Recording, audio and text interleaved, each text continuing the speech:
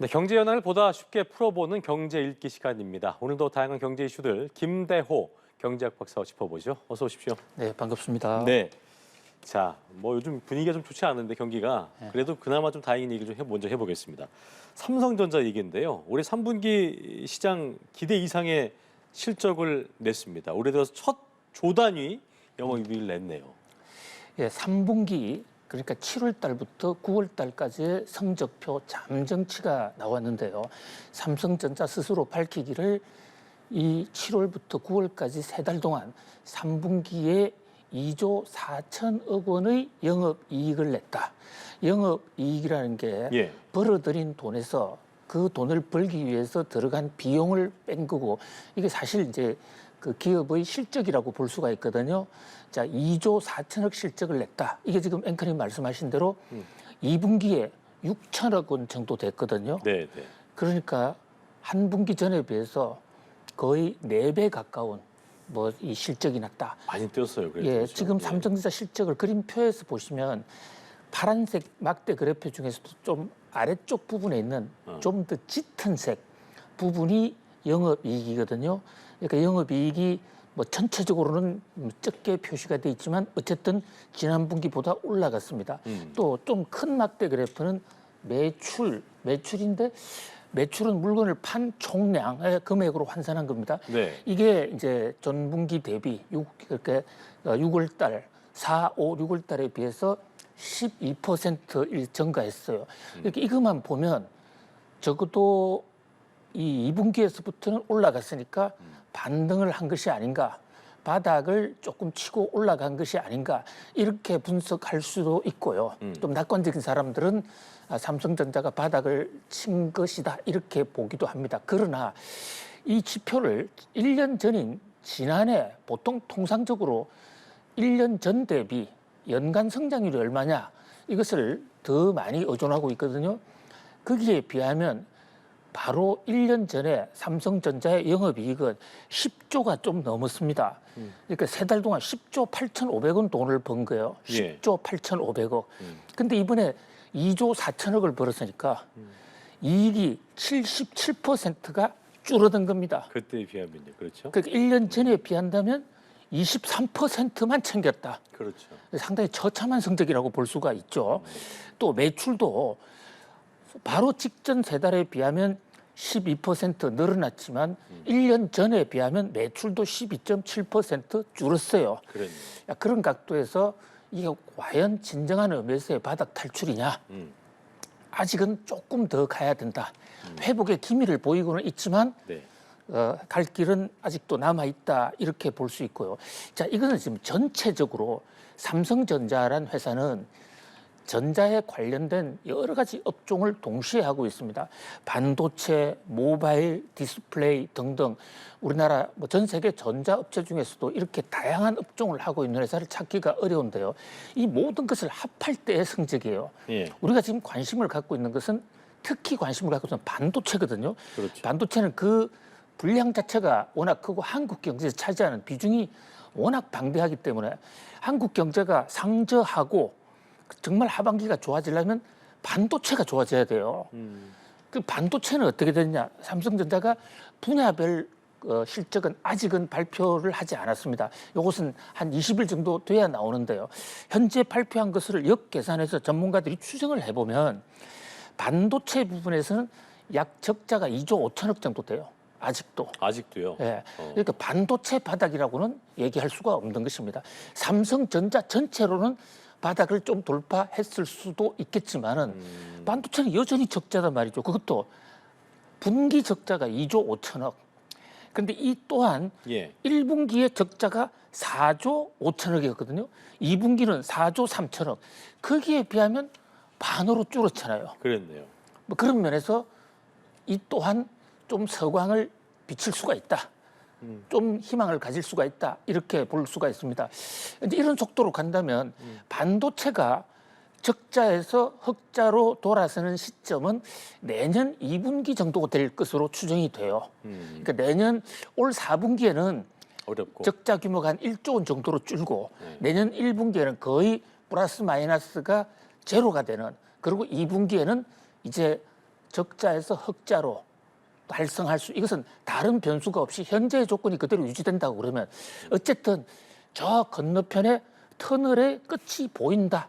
그런 점에서는 뭐 상당히 바람직한 신호다 이렇게 볼 수가 있겠습니다. 늘 박사님이 강조하시는 게 경제가 생물이다 보니까 앞으로의 기대감이고 또 앞으로가 중요하잖아요. 그래서 긍정적 해석의 측면에서 이게 삼성전자의 어떤 실적 회복은 좀 나아지고 있는 것은 굉장히 좋아 보이는데 그 질문 드리려고 했었는데 4분기의 실적 회복에 대한 기대감을 크게 높일 건 없겠군요.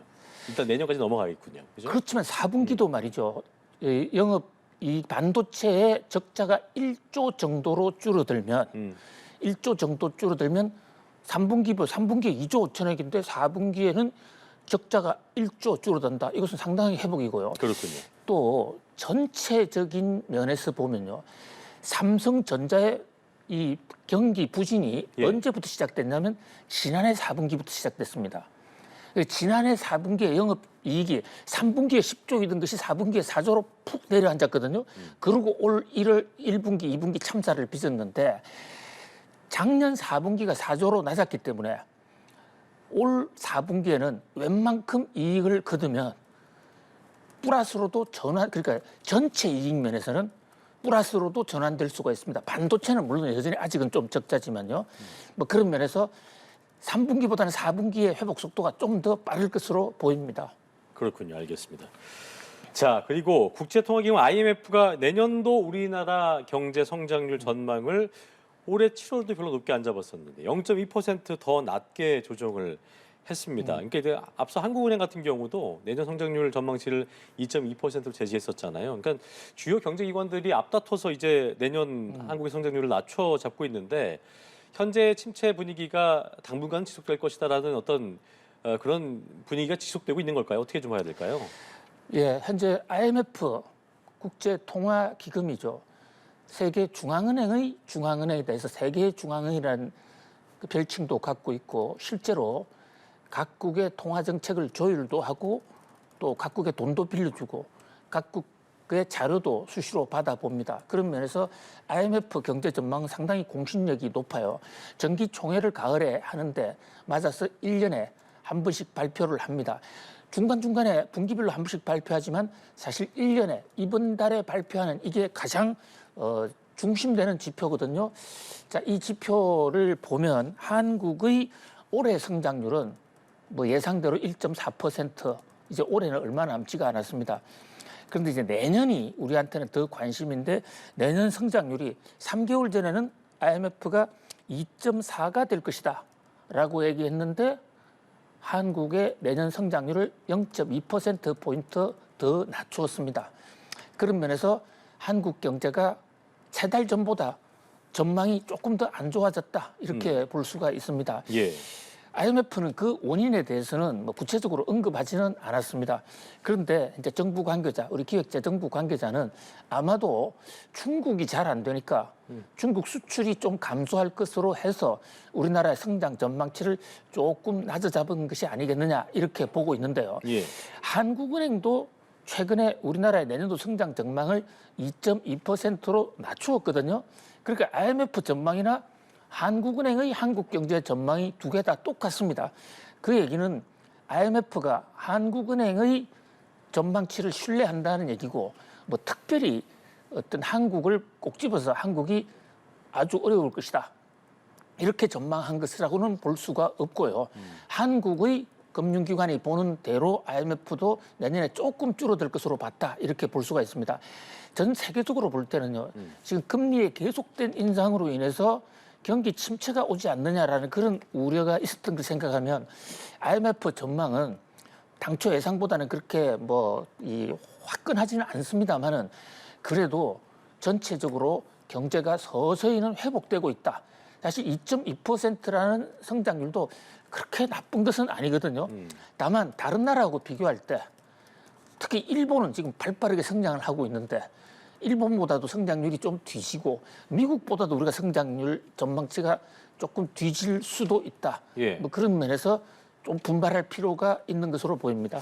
그러니까 지금 말씀하셨던 것처럼 IMF가 내년도 세계 경제 성장률을 2.9%로 0.1%포인트 하향 조정을 하면서 일본과 미국의 경제 성장률 전망치는 좀 올렸어요. 그러니까 미국은 0.3%포인트 올렸고 일본도 0.6% 올렸는데 예. 한국과 차이가 나는 그 이유는 어떤 거라고 해야 될까요? 그렇습니다. 지금 통상적으로는 경제 성장률이 후진국이 높은 게 일반적이에요. 그러니까요. 왜냐하면 적은 사람이 조금 더 키우는 것은 쉬운데 덩치가 큰 나라들은 0.1% 성장하기도 쉽지가 않거든요. 그렇잖아요. 그런데 최근의 현상은 바로 이 코로나19 이후에 미국의 금리 인상 이후로부터는 세계의 돈이 선진국으로 집중적으로 몰려가는 이런 현상을 보이면서 오히려 선진국이 더 성장을 하고 후진국은 그 미국 금리 인상의 유탄을 다른 나라들이 지금 맡고 있는 그런 상황이거든요. 그래서 내년에도 미국의 나홀로 성장, 미국 경제가 굉장히 좋을 것으로 보입니다. 그 반면에 다른 나라는 좀 어렵다. 그러니까 사실은 미국의 그 한때 돈을 코로나 때 돈을 많이 풀어놓고 그것을 거두어 가기 위해서 금리 인상을 하다 보니까 미국은 발권국이니까 자기들은 돈을 찍어낼 수 있는 나라니까 그 금리 인상의 충격을 별로 안 받고 다른 나라들, 달러가 없는 다른 나라들은 고통이 심하다. 예. 이것은 기축 통화가 아닌 나라들의 서름인 것 같고요. 일본은 이제 미국과는 좀 다른 사정으로 일본은 그동안 금리를 마이너스 금리를 해 왔음에도 불구하고 디플레가 상황이었는데 이번 기회에 이제 돈을 마구 풀었습니다. 디플레니까 안심하고 인플레가 없으니까 마구 풀었어요.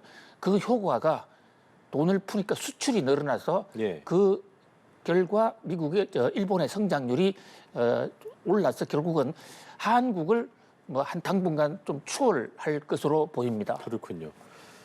자, 물가 얘기를 좀 해볼게요. 저희가 앞서 뉴스로도 보도해드렸었는데 설탕, 음식의 굉장히 주재료죠. 설탕도 소금도 그렇고 설탕과 소금 물가 상승률이 1년 만에 동시에 최고치를 기록했다. 그러니까 이제 설탕값은 올해 7월에 4%에서 8월 한 달 사이에 13.8%를 급등을 한 건데 지난달 더 올랐습니다. 왜 이렇게 올라가는 겁니까? 예, 지금 이 물가 중에서요 제일 무서운 게 소금과 설탕입니다. 왜냐하면요 먹고 사는 게 일반 그 이 공산품은 예. 급하면 이달에 안 사도 돼요. 그러나 먹고 사는 것은 그 때를 어길 수가 없지 않습니까? 네, 네. 그런데 그 중에서도 소금과 간장이나 설탕 같은 것은 간을 하는 것이거든요. 아무리 음식이 좋아도 간을 하지 않으면 먹기가 상당히 어려운 겁니다. 그런 면에서 소금, 설탕은 생필품 중에 생필품이다. 네. 그 필수 생필품이라고 볼 수가 있습니다. 근데 이게 기상이변으로 설탕값이 많이 올랐어요. 예. 특히 동남아 지역에 태국, 인도 등에서 설탕 생산이 굉장히 적어졌습니다. 네. 그러다 보니까 가격이 오르고 이런 필수 식품 가격이 오르다 보니까 다른 소비자 물가도 연달아 오르는 지금 그런 현상이 빚어지고 있거든요. 네, 네. 특히 설탕은 우리나라가 스스로 생산을 하지 못하지 않습니까? 그렇죠. 그러다 보니까 뭐 거의 대부분을 수입을 해와야 되는 상황이다 보니까 이 안타까운 지금 상승세가 이어지고 있는데요. 특히 이것이 이제 다른 식품 가격으로 전이가 되고 확산이 되고 있다. 그런 점에서 물가에 좀 비상등이 켜졌다 이렇게 볼 수 있습니다. 네, 지금 상황을 쭉 짚어주셨는데 경제 성장률 전망치는 하향 조정이 되고 물가 상승률이 높아진다. 그래서 흔히 이제 이런 상황이 되면 저희가 스태그플레이션 뭐 나타나면 안 되는 상황인데 이게 이제 나타나지 않겠냐 이런 가능성이 늘 저희가 얘기하고 있잖아요. 이거 예. 어떻게 좀 전망해야 됩니까? 예, 경제 현상 중에서 최악의 상황이 스태그플레이션입니다. 그러니까요. 스태그플레이션은 성장률이 낮아져서 경기는 침체하고 물가는 폭등하고 이 두 가지가 같이 일어나면요. 이 성장과 물가는 두 마리 토끼라고 그랬는데 두 마리 토끼를 다 잡는 게 경제정책의 베스트고 그것이 안 되면 둘 중에 하나라도 좀 잡고 있어야 되는데 그렇죠. 이 둘 다 놓치게 되는 상황이 되거든요. 예. 이것은 어떻게 경제정책으로서도 해결해 가기가 상당히 어려워요. 자, 그런데 현재 과연 이 상황을 스태그플레이션이라고 할 수 있느냐? 저는 스태그플레이션이란 어떤 지적에 대해서 우리가 최악의 경우를 대비하자는 그런 경고의 메시지지 지금 현재 성장률 4%가 2.2로 떨어진다. 이 조금 떨어지는 걸 가지고 스태그플레이션이라고는 하지 않습니다. 아, 스태그플레이션 얘기하려면 막 확 떨어져야 돼요?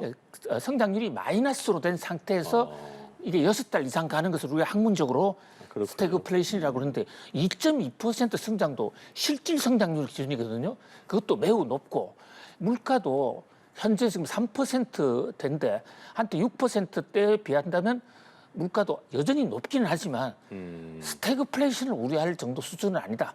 다만 장기적으로 이게 악화되면 스태그플레이션도 올 수 있으니까 선제적으로 미리 대응하자라는 걸 예. 경고적 의미로 받아들일 필요가 있겠습니다. 알겠습니다. 여기까지 경제 읽기 김대호 경제학 박사와 함께했습니다. 오늘 말씀 고맙습니다. 감사합니다.